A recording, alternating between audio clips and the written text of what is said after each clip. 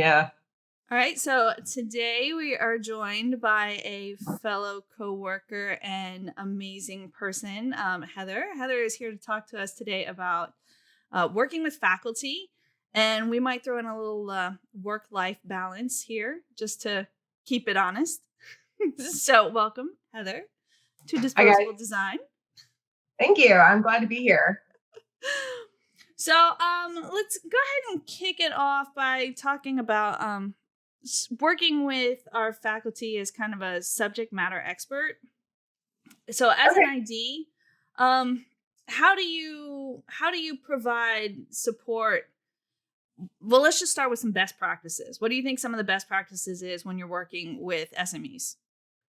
Well, I think that depends on the kind of SME that you have. And in terms of academic faculty, they're very different than working with like a tertiary corporate client in my experience. And so I do both. But in terms of academic faculty, they tend to be very passionate about their content. And there tends to be a lot of content. And so my job is to tailor the content and work with them to develop the curriculum, one, and two, to find a way that curriculum is going to work in an online format. And that's where my expertise comes in. So it really is about finding a balance between their expertise as a faculty member and my expertise as a subject matter expert in online learning, and then coming together to develop something that's going to work for the student. And so that comes with a variety of different kind of hats that we wear, right? So I thought you were going to say challenges. Well, challenges too. Sometimes it does. It's a very rewarding experience, but it is very challenging, right? The big thing that it comes down to is developing trust with the faculty and finding a way to collaborate with a variety of different types of faculty and different types of personalities.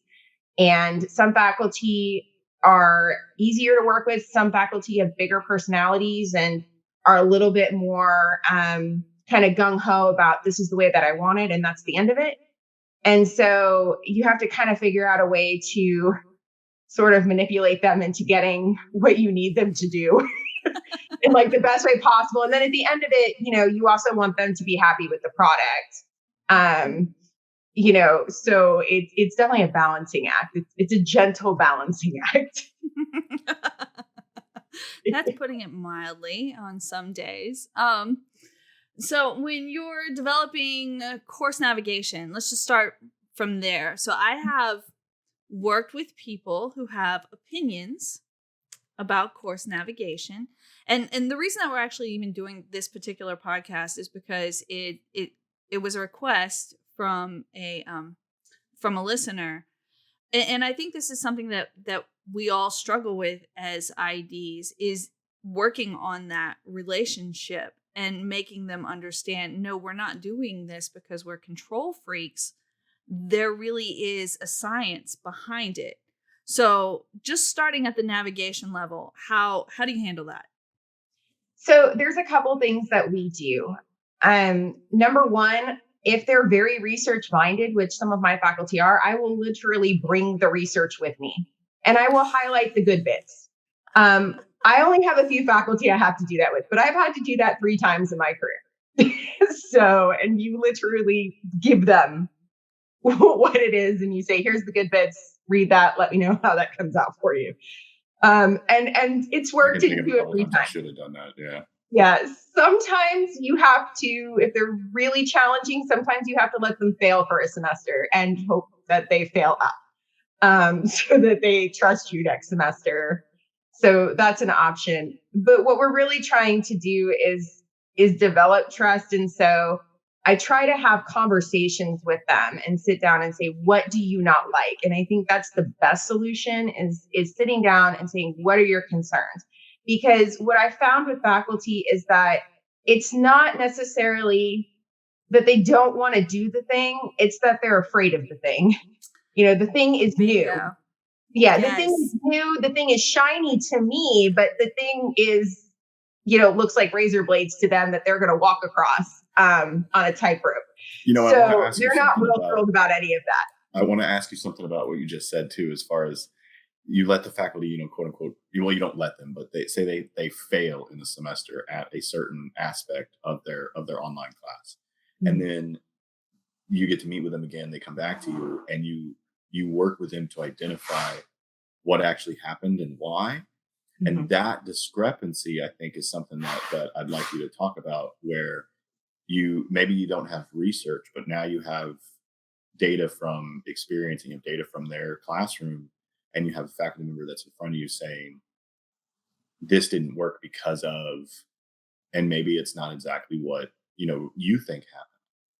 So how do you take your experience, your research, your education and everything, and convince the faculty member of the reason why something didn't go the way that it did, regardless of whether or not it's an "I told you so" and you warned them about it ahead of time?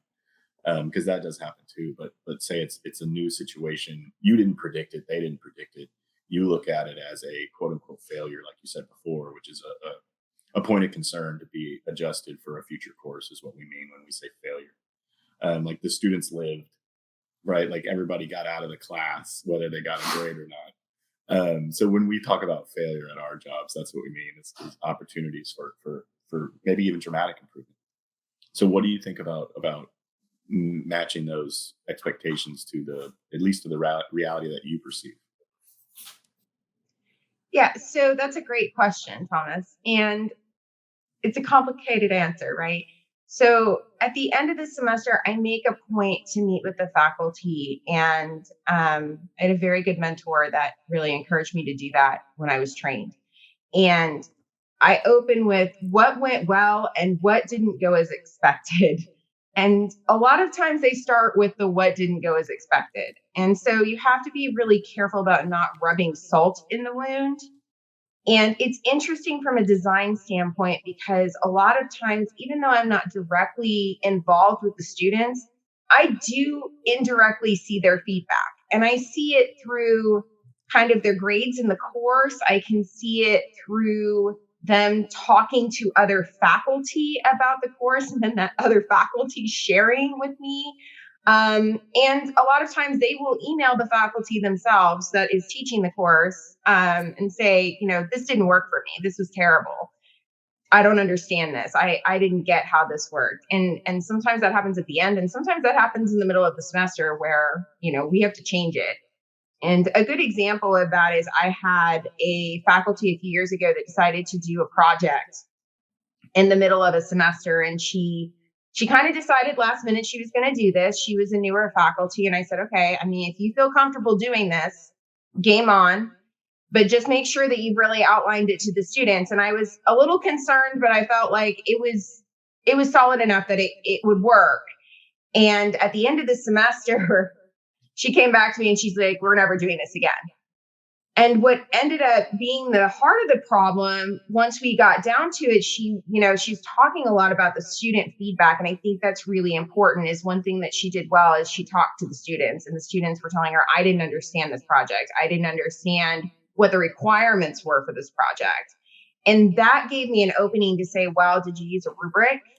How did you present the project? Did you have examples of what you wanted them to do? And she's like, well, no. Okay, well, then those things are things that we can add, this coming semester to see if it goes better, rather than completely trashing, a good idea. And it did. It went better. It went a lot better. And so she continues to use that project now. And actually other faculty have adopted it, even because she's had another semester, or well, now several, to perfect it. But you do have to be flexible in designing for online, because sometimes things that you think are really good ideas that sound good don't always turn out the way that you think they're going to. I think it's important here to point out that you also have classroom experience. And yes, a lot of IDs don't. And I know from being in a classroom, you learn pretty quickly that if something doesn't work, you don't just toss it out, you adjust and change course. Mm-hmm. And I see that in the way that you approach design. And honestly, I think that is the way that every designer should approach design. Just, you said it, you hit it like right on the head. Just because it didn't work doesn't mean it was a bad idea. So I love that you brought up using that opportunity as a way to get in and kind of like tweak them a little bit. So if you are a designer that does not have classroom experience, if they come back and say it sucked, don't just, I suck as a designer, right? No, you don't. I mean, let's talk about execution and what could have made it better. And then there might be one or two projects that maybe, you should toss. Yeah. So, just depending on how it went. And like an accurate reflection on why. Like, why were we using this tool? Did we do this because we saw it demoed at a conference and we just wanted to? And in that case, chunk it. But if it is something where you like, no, I needed to get this across and I needed this kind of a dynamic way to get that information distributed and assessed, meet with your ID and make sure that there wasn't some piece of it that didn't go wrong.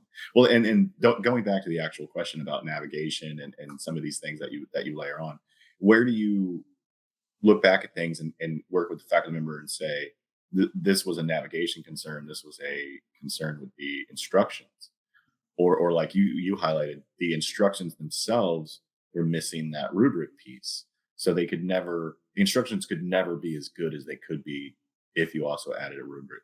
So I guess kind of what's your methodology for breaking that down when you come back to them?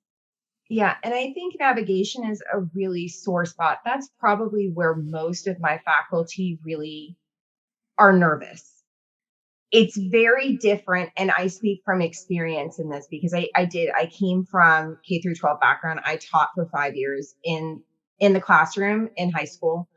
And I think one of the hardest things for me in transitioning to ID was realizing that a lot of the things that I did in the classroom, I really had to think creatively about how I was going to arrange that in an online course so that it made sense, because I'm not there to tell the student, okay, click the thing. Like I was able to when I was using Google Classrooms, for example, in my English course. I can't do that. I'm not standing over them to hold their hand and say, okay, you're going to click the thing. It has to be intuitive. And there has to be enough instruction for them to do that. And I think as IDs, it's our responsibility in some ways to help the faculty get through that and to inform them. Now, whether they listen to us or not, that doesn't mean that you're a good or a bad ID if they don't. That comes with time and practice and developing those relationships. But I think that a well laid out course in terms of a simplistic design that has good solid bones, that has solid instructions that are straightforward, we don't have to boil the ocean, and truthfully, and I see a lot of faculty, it's not that they don't do the work, it's that they overkill, right? On the navigation, they'll have 52 things on the sidebar. Nobody's going to click that stuff. Like 4 things on the sidebar, 5 things on the sidebar, and we can rearrange the content to make it work for you, but it has to be, I tell them it's like when you go to shop online, right? So when you go to Amazon for the first time, it's a little bit overwhelming if you don't know what you're looking for. If you're just there to browse, there's like 9,000 things you can click on. And I said, those are your students. So if you want them to click on a thing and you want them to shop for, flannel shirts, then make sure that they're looking for the flannel shirt and not for like headphones. So, it seems to work, I don't know. The analogy seems to work for them. I don't know why, but it has. And so, I tell them to simplify and I work with them. Sometimes I even draw it out on like a pad of paper before I get them into an LMS, because the LMS is like, oh no, shiny new thing. So I'll draw it out on a pad of paper first and say, okay, here's where we're going to lay this out for, the students. And they're like, it's less scary for them, I think, especially for some of the older faculty that are more hesitant to tech. I think I was talking about drawing? I think I was talking about drawing it on a pad first. So, yeah. Okay. Yeah. Well, I was going to say that you're doing the same thing with the faculty that you want the faculty to do to the students. You're removing the paralysis that you get from the abundance of choice, breaking it down for just what you want them to do, which is exactly what you want them to do to the students too, with or without. Right. So yeah, I mean, you're taking away part of the voice and choice. You want them to have some autonomy in what they're choosing to do. It's still their course at the end of the day. You don't ever want them to feel like it's not their course, because you want them to have, some skin in the game for sure, because at the end of the day, they're teaching it. And they need to feel like it's theirs, and they need to be comfortable in it. But your job as an ID is to find the balance between making them comfortable and making it usable. And so 52 things on a sidebar, not usable. But if we can get them to the point where we're drawing it out for them first and explaining, okay, we're doing 5 things on the sidebar so that your students can figure out where it is. And we're developing this folder system so your students can chunk this information. Those are keywords for faculty, especially ones that have education background. And for the ones that don't, that are from like business or psychology, or I've worked with ones from political science, they still understand enough about learning for the most part that they can understand that students need stuff that is supposed to be done together to be in a similar place so that they can do it. And I think that, we forget sometimes as IDs, and this is me too, sometimes as well. When I came into ID work, I thought I was going to have all the answers because I had done all of these education courses at that point on ID work, and I had all this extra training, and I was enrolled in all this extra training, and I'm working on a doctorate. And what I've realized, those things are important and they're good. Like, please don't get me wrong. They're good and they're helpful. But at the end of the day, faculty are people. They are human beings with their own, work needs and people needs and fears and desires and drives and motivations. And we forget that. We think that they're like these machines that are going to just magically create courses, and they're going to teach, and they're not going to have any feelings about, they're just going to agree with us or they're going to fight us. And that's not the case. We forget that they have feelings about things. And that's a problem. It's a problem in ID right now that we're seeing. And so a lot of times I talk to other Ds, and they're saying, oh, well, my faculty are terrible and they're fighting me. And I said, well, I get that. And some of my faculty do. And there's just nothing I can do about it. After 8 years, I'm like, welcome. This is my TED Talk. But at the end of the day, I've found that in 90% of those cases, if I sit down and I say, okay, what is it really? Let's get to the bolts. What is it really? That's the problem. And so during the pandemic, that became an even bigger strength, I think, for me personally, because we moved a bunch of courses online. I had a bunch of faculty that have never taught online before, and they're freaking out.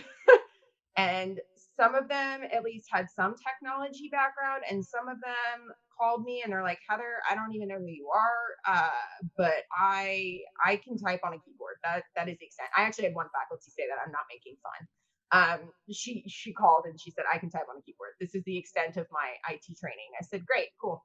We can work with that. I said, you can turn the computer on, you can use the keyboard, you can use a mouse. We're good. You have the basics.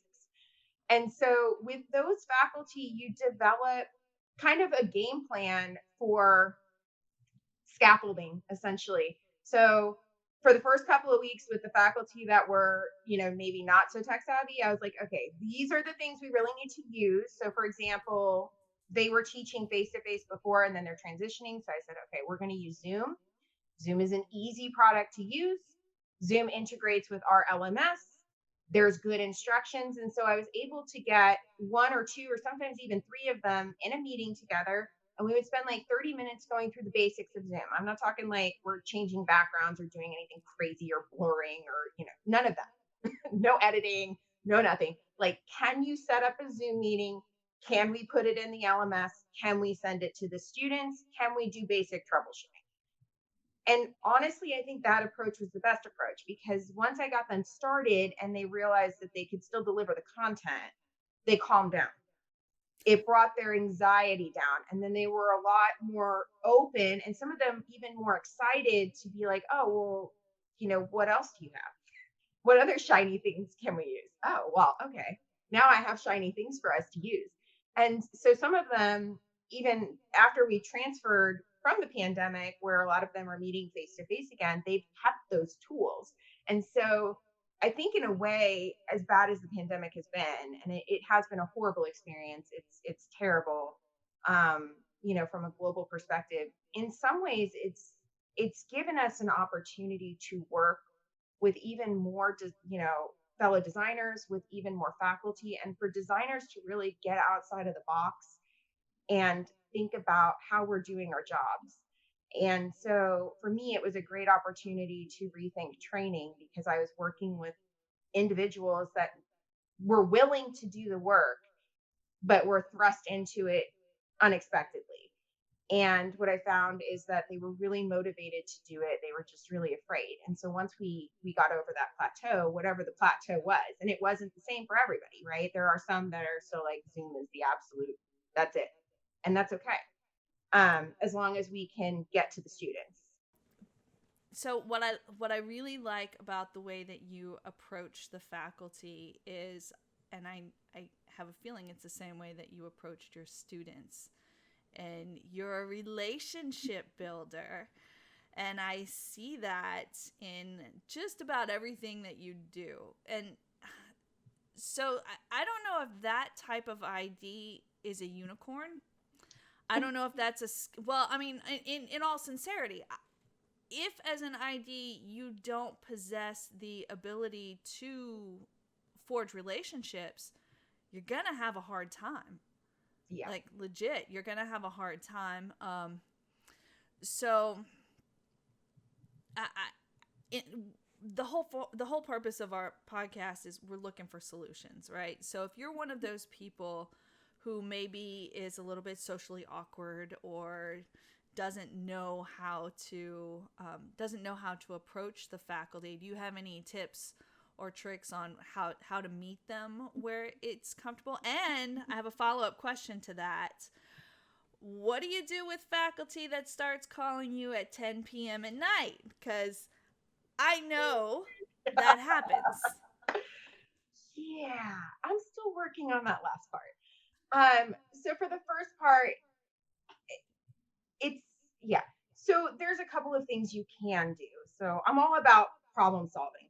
It didn't used to be that way. When I came in truth, like full transparency, because especially over the last several years, I've gotten into a place where I believe strongly in full transparency. It took me a long time to get comfortable and enough in my own skin to be comfortable enough with the faculty to just walk in and be like, hey, what's up? What are we doing? And what I mean by that is you have to be confident in your abilities as a designer. You have the skills, you know what you're doing. Tell yourself that every day. I mean that sincerely. You have the skills and you know what you're doing. And I think sometimes we have this imposter syndrome as IDs where we're like, well, we're not really teachers and we're not really tech people. So like, what are we? And you're dealing with people with PhDs who will occasionally try to railroad right over you. Yeah, exactly. And, at the end of the day, I'm like, PhDs they're fabulous and they're wonderful. And I'm finishing one right now, right? Like, so I've obviously done everything but finished this dissertation, which I have now written, it seems like 5 times. But truthfully, PhDs are about being smart, but they're really about tenacity. They're about sticking with something. And so just because they're a PhD in, I don't know, biochemistry doesn't mean that they're a PhD in teaching online. That's your job. So don't let them railroad you. There's a line between providing information to them and being railroaded by them where they're just like, get out. And sometimes it takes a couple of semesters, and you're like, okay, you want to be like that? That's fine. You don't have to, whatever. You don't have to work with me this semester. Figure it out. And I guarantee you, when it blows up, they will call. They will call 37 times. They will do that. And then in terms of, just being yourself, finding yourself in the job and taking real joy in it, because you need to be passionate about this job to do the job. It's a lot like teaching. We don't become teachers to make money. In case anybody's watching this that thinks teachers make loads of money, it's a lie. Okay. We do it because we love our students, and IDs do this job because we love learning, we love students, and we love technology. And this is our way of contributing, in my case, higher ed, but even in a corporate level, it's our way of contributing information to people to make them more effective and make them better at their jobs within their communities. Even forensic scientists, doctors, we provide training in those cases too, to make people more effective so that they make less mistakes, so that they know what they're doing, so that they're confident in what they're doing. And so it's a very important component of learning is us.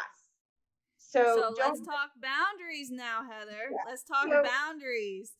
Because as an ID, just last night, I'm getting phone calls 8, 9 o'clock at night. How do you still support your faculty without running yourself into the ground? so this is something I'm still working on. 8 years into the job, and within the last 6 months, I've actually put down better boundaries than I ever have within 7.5 years, because the pandemic really brought to light how much I needed those boundaries. And in an effort of transparency too, I've got some like underlying health things too that I have to be extra aware of, because I do run down faster, and so I have to work smarter, not harder sometimes, because my body's not going to keep up. And so you have to find where your line is. Now, I'm not saying I don't meet with faculty after hours, because in my particular case, I have some faculty that are in unique positions where they work within health organizations, they work for hospitals, they have very strange hours where they can't talk to me during the day. They Adjuncts. teach online. Yeah. Exactly. They are adjuncts. We have a lot of adjuncts in my colleges. They teach, online in the evenings predominantly, because they are working in hospital settings where, they can't pick up a phone at 2 p.m. and say, "Hey, Heather, I have a problem that we need to talk about right now." No, they're dealing with people that really need help. And so I'm okay with that, as long as I have developed a boundary where they're calling me in advance to set those appointments, and they're saying, "Hey, look, I need to talk to you. Can we meet at 7:30, 8 o'clock, because I am at work until 7, because I'm working in the suicide ward," whatever it is that week. I'm fine with that, because I understand, again, that's about building those relationships and being flexible. However, I also have a faculty this semester that likes to call me like 12 times a week. Not okay. It's not okay. And I don't always answer her. I I was on the phone allow with her, that if faculty she last text night as well. messages me or something, I will text her back and I will say, "Hey, I will answer this in the morning." That has become my go-to, because there is a point when it becomes, I don't want to say harassment, because that's not what I mean, but it becomes harassing and stressful. And when you're stressed like that, you're not going to do your best work. You're going to be frazzled. And sometimes it's better to just leave it till the morning. It's still going to be there. The problem is still going to be there at 7 or 8, whenever you start working in the morning. So unless the universe is going to blow up, which in the faculty's mind, everything is the universe blowing up, but unless the universe is actually going to blow up and you as the expert can figure that out, leave it till the morning. You have a family, you have a community, you have stuff that you like to do. You might have underlying health or mental health, physical health things that you're struggling with and fighting and being a warrior about every day. And it's important to take care of you, because you can't pour from an empty teacup, or as my roommate says, an empty whiskey glass. Something stronger. It's something that you were Some of those saying more. made me think that when you're dealing with people that have no work-life balance, like adjunct faculty that work at multiple institutions or have a full-time day job and work at an institution, right? They've got no boundaries per se that we can identify outside. So what you're doing there, I think you have to meet them. You have to meet them at the boundary between work-life balance, is what you're doing in those text messages, where you're saying, "Yes, I got your message. I'm acknowledging the relationship that we have, and I will do this for you tomorrow." Whereas I think some people would say, "I'm not even going to respond to the text or the email, and then I'll respond in the morning." And that's not wrong either. That's just a different person building a different style relationship with that faculty member. and then that faculty member will say, okay, great, like he's got it. And if that relationship continues along that path, and then that faculty member says, oh, okay, I know if I email him at 7 p.m., he's not going to answer me, so I'm going to call him too. Then you need to meet them at the boundary between the work-life balance, because they didn't understand the relationship that you were trying to build. So I and also in terms of relationship too, Thomas, because you bring that up, but it's a good point.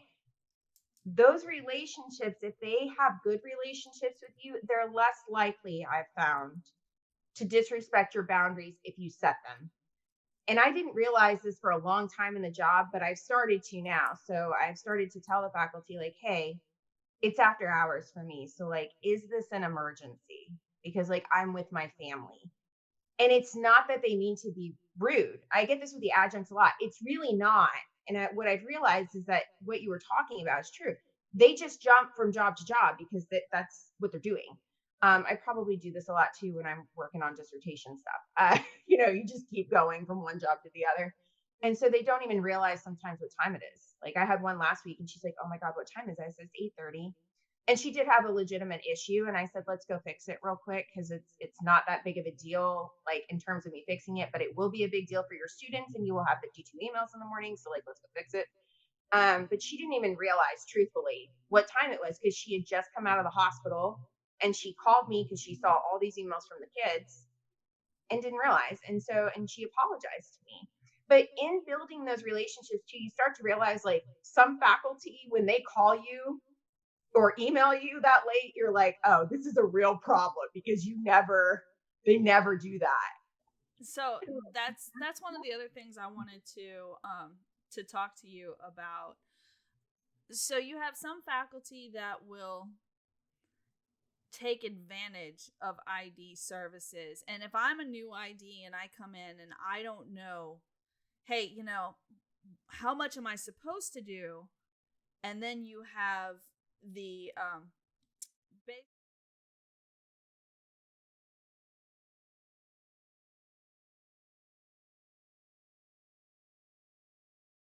I tell them, here's the expectations. This is what I do. This is what a TA does. This is what your admin does.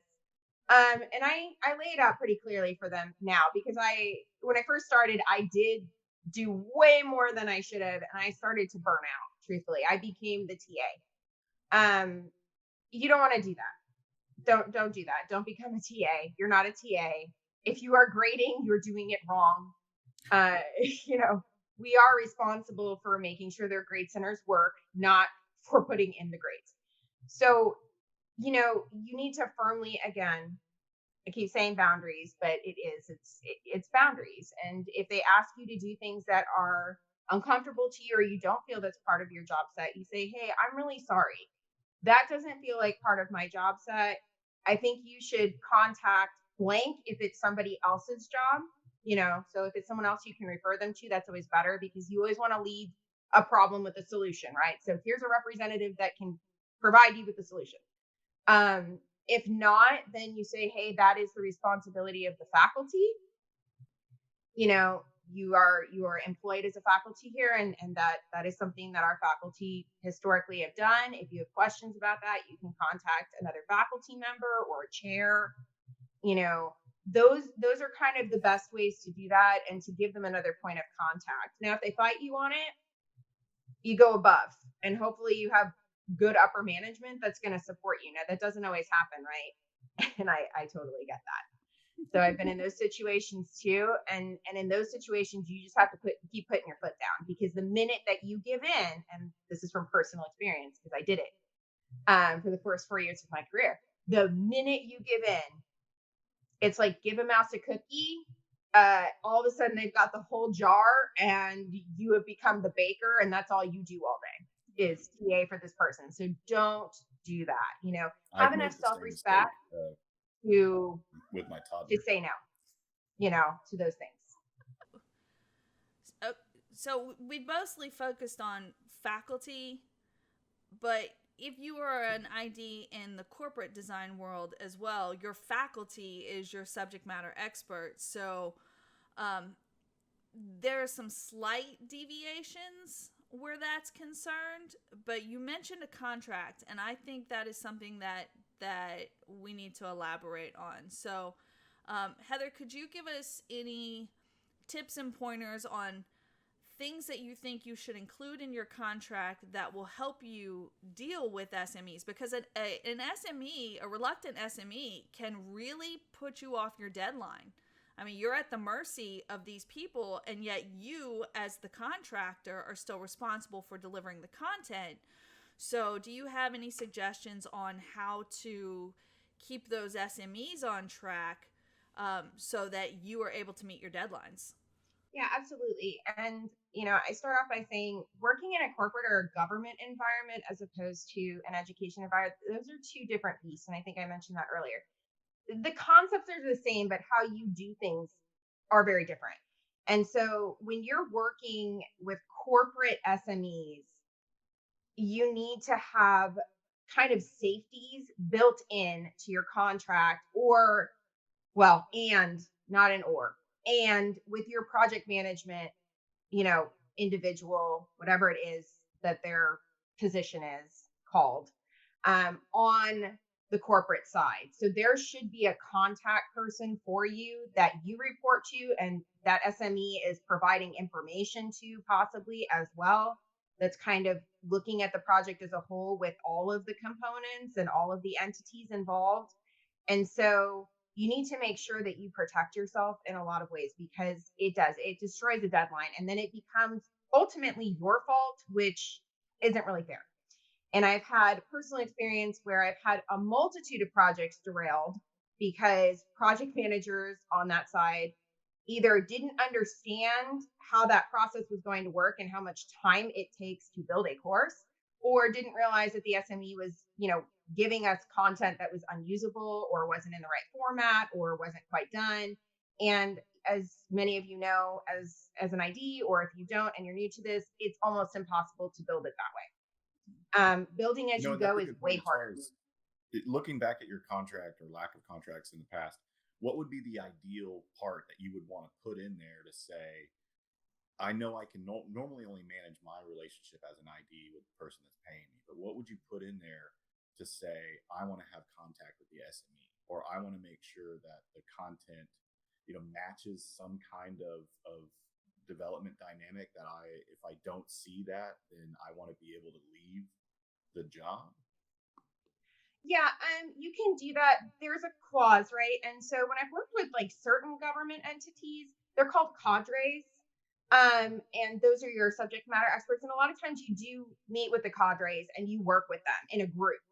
If you don't have that kind of situation, because sometimes you don't, you can build into your contract, which I would highly recommend. Number one, you bill by the hour, you don't bill by the project. If it's a build as you go project, especially, and they're not handing you contact that's been vetted, you bill by the hour, because you're going to have changes. And if you don't bill by the hour, you're not going to get paid for the entire, and the entire package, which is a problem. So that's number one. Number two, I would build in a clause. I highly recommend that there is a clause in there that says if they change the content, that they have to pay you for the changes. So if you have to go back and change something within the content, and it's a significant change, then they need to pay you for the hours that go with that. And I have an example where I had an SME that changed a significant amount of content. That's totally fine. It's not an issue, right? Like, they change their minds. I respect that, as a professional, like, they want it to be the best it can be. I'm not upset at all. But, I didn't protect myself in that situation. And so I didn't get to bill for those hours. And it took me another 25 hours to rebuild those modules, because I was working in Storyline. I was working in a variety of other products, and it had to be changed everywhere. So protect yourself from those situations. Also, you can request in your contract or with that project manager when you get hired that there needs to be somebody that's going to vet the content, and you can ask who that representative is going to be. And if it's not vetted, then you need to find out who you talk to that's above them. So the minute that something's not vetted and it's wrong and you get it and it's a hot mess, if you feel like it's not worth your time at that point, it's not usable, you need to stand up for yourself and say, hey, I'm a contractor, this doesn't work for me. Um, and it's okay to do that. And I think for a long time, I felt like I couldn't do that because I didn't, necessarily have the experience. And we get into this headspace where we're like, oh, but we can't ask them for that, and things aren't going to be perfect. And they're not. Like little things, that's different. But if you're having major problems, you need to contact a project manager before, not after, and say, hey, this is a problem. This is a problem that changes your deadlines. And I think that that's the way, especially in corporate, like if you tell them, it's changing your deadlines and it's costing you money because you're not vetting this content, or because your SME doesn't have it together, or, in this case, the SME did. It just, your SME is making changes, which has changed the timeline. That's different. I mean, that really does spur them to do things sometimes. And sometimes they're like, you know what, it's fine. And in those cases, great. Like that's not a problem. Some companies are okay with that. But if they're on strong timelines, and that's the expectation, and you're getting paid for that, then make sure that that's what's in your contract. And always, always, always have a contract. Always. And if it's for a set amount of hours, that's fine too, but you don't go above those hours. And if you do, you sign another contract. So I highly recommend that everything is in writing, everything is laid out. I would even recommend sometimes, like if you're not familiar with contractual agreements, you can sometimes even have attorneys like do a free consult with you, or like even have like there's like products like Legal Shield where you can pay like $30 for like a month, and they'll look at your contract and tell you if there's any problems with you. You can talk to like a real attorney. And sometimes it's worth it if it's enough money, if it's a big enough contract, to have somebody do that. And I'm not saying do that if you're familiar, but if you're not, my first contract, I definitely should have done that. So those are, things that you can absolutely do. Sometimes cities also have those services for people where you can walk in, and sometimes they're free. Where I live, there's actually a center where you can walk in, apparently, I just found out about this, and you can take like basic things, and they'll look at them for free within reason, and just kind of walk you through the basics of whatever it is. And so maybe, check that out too. But it's the other thing that I would recommend is that you need to understand who owns the content. So, and what I mean by that is you are building a product potentially within Storyline, within, Beyond, within whatever it is that you're building it in. And you need to understand, do they own the content and everything that's in it at the end of it? Do I co-own part of that content because I developed it, or maybe even co-wrote part of it? Some of you might be developing curriculum. That happens too. You need to understand what that is. And if they're going to own it, at the end of it, then you also and more need to, importantly, sell it and if they're to going to other sell it, entities. exactly where I'm getting at, if they're going to own it, you may want to charge a bigger price tag, number one, and or you also don't want to be liable for the content that's within it itself, because some other SME wrote that. So you may want that. So that's number two, and number three, you don't want to be responsible for edits unless they're going to pay you for them. So make sure those things are all in your contract. That is all absolutely great advice. Yeah. Yeah, I only have a couple of questions because I know we're out of time. Would you consider requiring some kind of a communication strategy in your contract, where like you want to be able to ask somebody questions at certain times and certain development points, and if you can't get those answers, then that is an automatic flag of a delay in the project. And then we need to have you back because obviously there's so many more questions. Hopefully I'll be here for that show. Because I also want to talk to you about templating courses with faculty and helping them understand. I just saw some interesting stats talking about students really respond to courses that are navigationally the same at an institution across different disciplines. And then working with the faculty, we talked about it a little bit earlier, but the main difference between, I would think, like industrial or corporate work and academic work is this massively stretched out timeline where you're working with the faculty over a period of years. And then the final parting shot, I guess, is would you ever consider including dispose dates in the products that you make for people and say, hey, I'm building this for you guys, but based on what I learned from the disposable design people, I should definitely be suggesting that you throw this away and update and rebuild your content in 2027 or what have you, and include that not necessarily in the contract, but in your design methodology when you talk to the SMEs. You say when do they really need to stop sending people through this training? Yeah. And I can definitely answer two of those real quick. And then the middle two are probably like another session, which I'm happy to come back if you'll have me. So, in terms of dispose dates, a lot of times, particularly with government and with corporate specific trainings, I have found that they update a manual. It's normally based around like a manual or documentation or a training that's coming down from a government entity, from a state, from a corporate entity to its employees, to its trainees, and that it's updated on some kind of schedule. It's not normally just a one and done. So for example, I have a corporate training that's kind of going on right now that I'm sort of looking at maybe doing. And they seem to update every 5 years. So they're at their 5-year mark and they need updated corporate training. For some of the government stuff, it ranges every 3 to 5 years. And normally with government entities, you have an auditing process. So there's supposed to be a government entity above that government entity that's hiring you that's supposed to be auditing to make sure, number one, that people are doing the training and that it's effective as part of your needs assessment, and also part of the back end assessment. Yeah, very important. And number two, to also make sure that it's being updated and that it's current. So have I had clients that haven't updated based on my recommendations? Absolutely. It's expensive to hire designers. We're worth it, but it is expensive. And you have to find a designer that has the skill set to do what they need to do. And designers, that's a broad term. So we do a variety of things, and not every designer does development. Not every designer does curriculum. Not every designer does it all.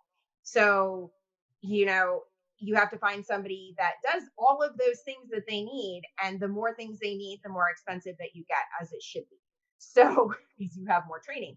So they don't always. And you can recommend disposable dates. I highly recommend that you gently do that, but you have to be careful what rope you walk with that, because at the end of the day, they potentially own the content unless you co-own it. If you co-own it, I would highly recommend that you do that, because then you've written part of the curriculum and you know when it should be updated. Well, not to mention, if you have a good relationship with that client, you want Yes. them to come back to you for the next Exactly. iteration of the training. Exactly. And maybe you're supporting it through those iterations of those trainings too. You might be doing, client management through that, or LMS development throughout those trainings, or you might be developing multiple trainings. So you may still be there, or you may be employed by them. So, ultimately, like maybe it's a contract to hire position. So, those things are all considerations. It doesn't always go, south, but definitely think about, what your audience is, for sure. So yeah, that I would definitely answer. And then the other thing, Thomas, what was the other question you had about contract work? You had one other at the beginning. You were talking about needs assessment. You were talking about needs assessment and about having someone, a communication line. So communication lines are super important. When you're dealing with any client, whether it's faculty, whether it's, upper management, whether it's corporate, whether it's government. Sometimes you don't have that luxury as an ID, and so you, again, have to pick your battles. But it's always good to have at least one person you can check in with. Now, on a corporate or government level, you're not going to be able to do that probably, daily or weekly. It's just not going to happen. So you're going to have to build those checkpoints in. So try to find good stop points when you storyboard your concept out. Try to find good checkpoints so that you're not super far along in the content, but you're far enough along that they can get a good idea of what you're building. So, and then get some feedback if it's possible. That way you don't get into building something that's very complex or very complicated, especially with things like simulation. That's a big one, right? You don't want to build an entire simulation project, which takes many, many hours, and then them not like it. So maybe build, half of it, for example, maybe half of the first module, and say, hey, can we have a quick meeting? Or, hey, let me send you an example output can you send me back an email, because that might be the best way to do it at that time, and tell me kind of what your feedback is. And if it's not a lot of feedback, it's like, no, it's good, it's what we want, great. And if it comes back and it's like, red ink to death, then you might be like, hey, let's have an actual meeting, because this is a lot. So you kind of, again, you have to feel out your client. So it's about developing those relationships. What a great wrap up. Yeah. Relationships. That's what it's all about. It really is. Thank you so much for taking the time to be with us this morning, and we are absolutely going to have you back. Yeah, my pleasure. You are a wealth of absolutely useful knowledge. So thank you for joining us today. It was a blast. It's my pleasure, and I hope to see you guys soon.